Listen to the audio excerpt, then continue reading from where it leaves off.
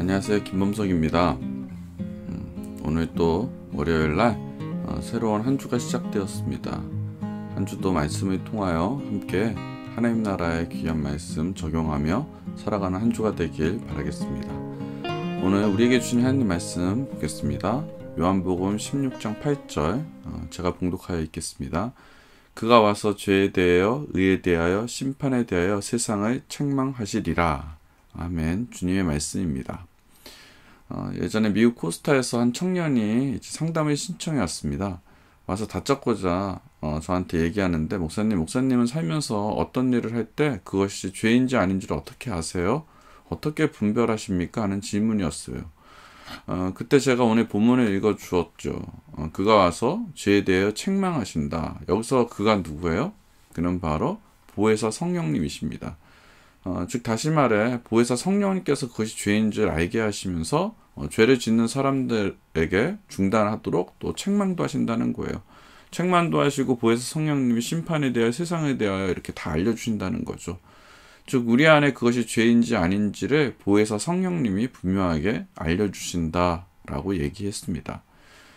며칠 전 밤에 이제 지인이 엄마가 차를 가지고 지인이 태우러 영종도 전철역에 이제 데리러 나갔어요. 그런데 얼마 있다 바로 아내가 연락이 온 겁니다. 여보, 차에 느낌표 같은 빨간 불이 들어왔어. 그리고 공기압이 낮다고 불이 들어왔는데 괜찮은 거야? 라고 물어봅니다. 그래서 일단 경고등에 들어온 것은 점검하라는 사인이지만 일단은 그게 일단 바로 들어와서 바로 문제가 생기는 건 아니거든요. 일단 반짝반짝 경고등이 들어왔다는 것 자체가 빨리 앞으로 더 이렇게 가면 문제가 생기니까 차를 수리하세요라는 어떤 표시입니다. 그래서 오늘은 괜찮으니 지인이 데리고 들어오라고 했습니다. 그래도 우리 아내는 겁이 많아가지고요, 막 난리가 나요. 불이 들어왔다, 좀 이따 이거 괜찮냐, 조금 이따 또 괜찮냐, 조금 이따 또 괜찮냐. 그래서 그냥 와도 괜찮다고 얘기해도 참 저를 잘 안 믿죠. 자, 차에 경고등이 켜졌으면 제가 그러면 이번 주엔 어떻게 이런 일을 처리할까요? 저는 차량 수리를 해야 할 겁니다. 그래서 차를 정비센터에 가서 공기압도 넣고 무엇이 문제인지 점검을 저는 할 겁니다. 근데 제가 만약 경고등이 켜졌는데도 그것을 무시하고 계속 운전하고 다니면 어떻게 될까요? 중간에 처음에는 괜찮아요. 근데 중간에 어느 순간에 차가 멈춰버리고 고장이 나버릴 겁니다. 결국은 삐뽀삐뽀 이렇게 레카차가 올 거예요. 결국 그대로 모이다 보면 차는 죽습니다. 사망합니다. 이 마찬가지로 성령님은 우리에게 신앙의 양심과 환경과 말씀을 통하여 우리가 죄를 지으면 우리의 신앙의 양심을 통하여 경고등을 켜게 하실 거예요. 반짝반짝. 그것이 죄라고 멈추라고 분명하게 우리에게 사인을 주고 알려줄 겁니다. 확실하게 알려줄 거예요. 신앙의 양심이. 그러면 우리는 그때 반드시 어떻게 해야 됩니까? 멈춰야 합니다. 멈춰야 돼. 그냥 쭉 계속 다니면요, 결국은 조그만 이 고장이 커다랗게 돼서 차가 못 쓰게 됩니다. 멈춰야 돼요. 그리고 율법을 통해 우리를 점검해 봐야 합니다. 신앙의 양심과 환경이 그것이 알려주고 또 율법을 통해 비추어 보아서 그것이 아니라면 멈추라고 하면 그때 멈추지 않으면 반드시 죽습니다. 그래서 점검받아야 합니다. 사랑받는 새하늘 백성 여러분, 여러분이 기도하다가 어떤 상황 속에서 이것이 죄라는 것을 깨달으면 어떻게 해야 됩니까? 반드시 멈추십시오. 그리고 AS센터 불러야 됩니다. 서비스센터 연락해서 점검받아야 합니다. 그 서비스 센터가 바로 교회이고 여러분들의 가정 예배이고 기도이고 여러분들이 매일 이렇게 하고 있는 큐티일 겁니다. 아무리 작은 일이라 할지라도 우리 교만하지 말고 작은 죄라도 처음부터 보지도 듣지도 말고 싹을 착 잘라내서 나쁜 습관부터 그로부터 완전히 자유하는 그런 신앙생활하는 저와 여러분들에게 오늘 이 월요일 아침 이 새벽에 축원합니다. 정말 싹을 싹둑 잘라버리는 그런 믿음의 생활하길 바랍니다. 또 우리가 죄에서 넘어지는 이유, 신앙의 체력이 우리 또 약해서입니다. 제가 이번에 수영을 하면서 제가 철저히 깨달은 것이 하나 있어요. 제가 저지 체력이라는 거예요. 수영이 이제 편도 25m 수영 코스를 한 4번 정도 왔다 갔다 하면 다리가 후들후들 걸리고 움직이진 않습니다. 처음에는 이까짓것 하면서 자신 있게 발차기 하고 나갔는데 한 번, 두 번 왔다 갔다 하면 정말 다리를 움직이지 못할 정도로 너무 힘든 거예요. 다리를 허부적 뭐 이렇게 슬슬 움직이면 그럼 가라앉아 버리잖아요. 아무리 수영 기술이 좋아도 결국은 체력이 없으면 가라앉아 버립니다. 결국 신앙은 100m 단거리 경주가 아니에요. 신앙은 오랫동안 달려야 하는 마라톤 같습니다. 그래서 신호흡법도 잘 해야 되고요. 그냥 겁나게 막 뛰는 게 신앙이 아니에요. 신앙은 천천히 자기 신호흡하고 자기 패턴, 자기에 맞는 그런 어떤 신앙의 패턴에 맞춰서 그렇게 천천히 경주를 하는 거예요. 저는 1988년 온누리교회 대학부에 다녔습니다. 제 88학번이에요. 그 당시 온누리 교회 대학부 인원이 한 50명 정도가 된 그 작은 공동체였어요. 그런데 그 작은 공동체에 작은 문제가 생겼습니다. 당시 경배하찬팀이 막 생겼던 시절에 저희 대학부 지체들이 거의 모두가 경배하찬팀 멤버였습니다. 그때 저희는 사실 교회를 약간 무시하는 경향이 있었어요. 뭐 우리 교회는 뭐 실로암을 부르고 박수 치면서 뭐 어두운 밤에 뭐 찬양하고 막 이렇게 부르고 이런 것이 교회에 힘이 없어 보였어요. 근데 경배하찬팀 가면 막 뜨겁잖아요. 경배하찬팀 같은 사역을 하는 곳은 힘이 있다고 저희는 생각했어요. 그래서 저희는 대학부 예배를 거의 선교단체 예배처럼 드렸습니다. 멋진 신디와 기타와 베이스 등 너무 파워풀하게 드렸습니다.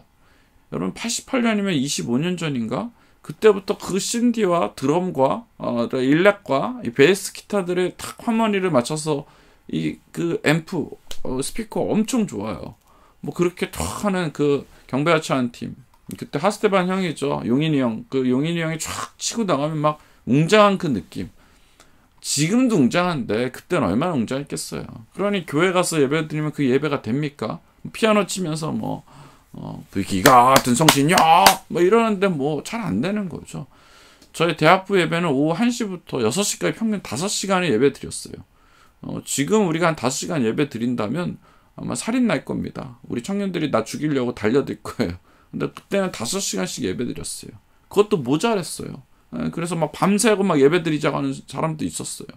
그 중에 이 5시간 중에 3시간 이상은 찬양 시간이었습니다. 찬양하고 기도하고 찬양하고 기도하고 그리고 울고 또 기도하고 울고 기도하고 계속 그렇게 열심히 미친 듯이 대학부를 이끌어 갔는데 어느 날 대학부 담당 목사님으로 그 당시에 구영철 목사님이란 분이 부임하여 왔습니다.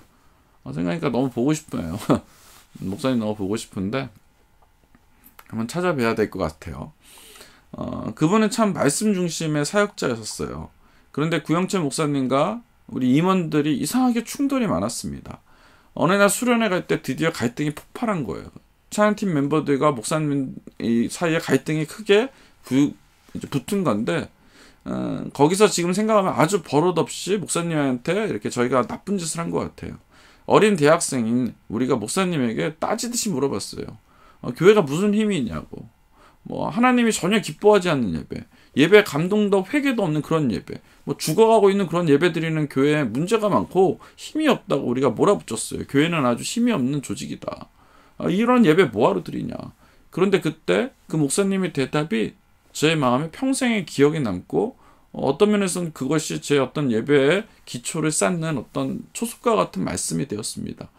그분은 조용하고 차분하게 목사님은 어린 우리에게 말씀해 주셨어요. 너희들 생각하는 교회는 감동도 없고 뭔가 진취적이지도 않고 그렇게 보이지만 그런 힘없어 보이는 교회가 2000년의 박해와 핍박으로부터 버텨왔다.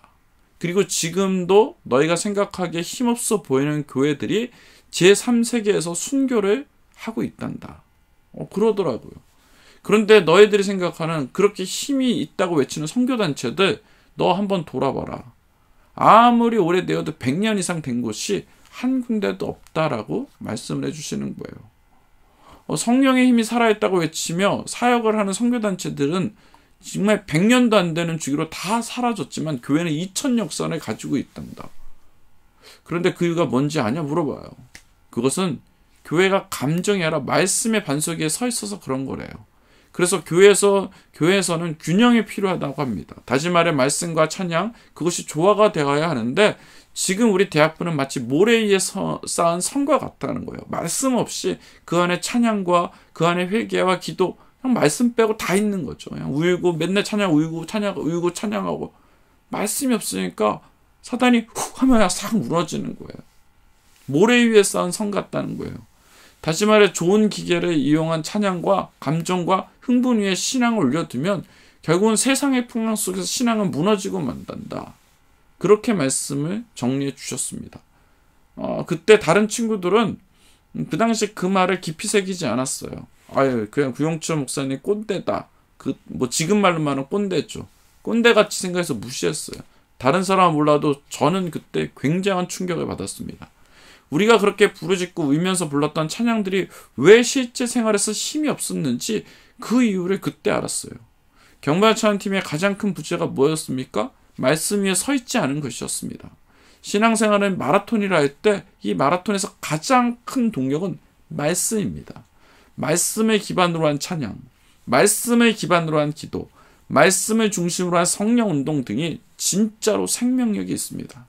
말씀이 없는 찬양과 말씀이 없는 기도는 마치 모래 위에 세운 집과 같습니다. 정말 하나님의 말씀을 통해 신앙의 근육을 붙여서 믿음으로 살아가는 저와 여러분들에게 이 새벽에 주의 이름으로 축원합니다. 사랑받는 새하나 백성 여러분, 우리들은 이제 말씀의 내공, 근육을 길러야 합니다. 근육을 길러야 돼요. 근육이 기본이 안 된 기술은 사실 쓸모가 없습니다. 기술만 좋고 근육이 없으면 단거리 수영은 잘할지언정 장거리 수영을 할 수가 없습니다. 근육이 기본이 되어야 그래야 기술이 먹힙니다. 신앙의 기본, 근육이 바로 말씀입니다. 그런데 반대로 근육만 있었어도 안 돼요. 기술이 없으면 마찬가지로 무식한 힘센 놈밖에 안 되는 거예요. 금방 가라앉습니다. 우리가 모두가 말씀을 통해 기도하고 말씀을 통해 성령의 은사를 체험하면 말씀 안에서 기도하고 찬양하며 예배할 때 그것이 균형 잡힌 신앙인이 되는 것입니다.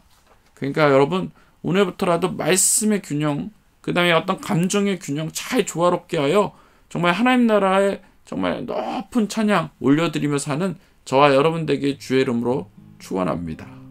오늘도 행복하시고요. 여러분 사랑합니다. 한 주간 승리하십시오. 같이 기도하겠습니다. 하나님 아버지, 우리가 정말로 말씀 위에 우리 신앙을 새롭게 세우는 그런 한 주가 될 수 있도록 주의 은혜를 더하여 주시옵소서. 이번 주 한 주도 정말 말씀을 세상 속에 적용해 가며 살아가는 우리가 되게 하여 주시옵소서. 주님 감사드리며 우리 주 예수 그리스도 이름으로 기도하였사옵나이다.